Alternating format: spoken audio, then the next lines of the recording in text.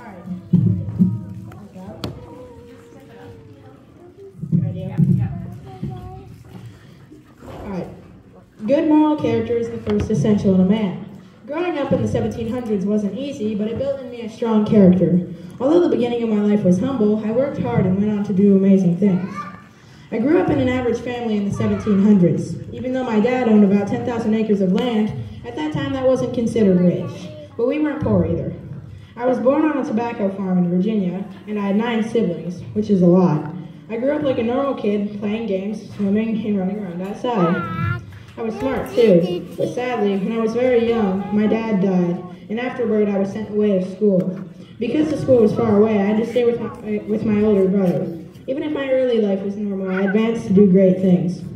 As I grew older, I rode horses a lot, and I went fishing too. Eventually, I got married to a smart and kind-hearted woman. While most things were going fine for my family, my daughter died when she was very young, which was hard on everyone in my house.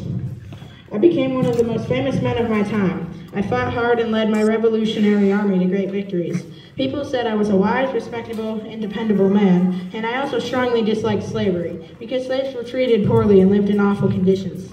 After a full life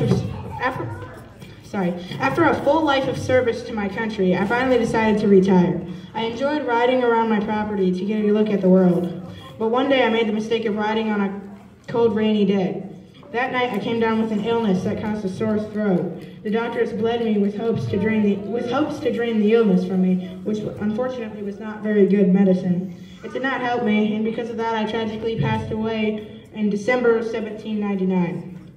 Growing up in the 1700s was not easy, but I did advance to do great things, and I even became one of the presidents of the United States.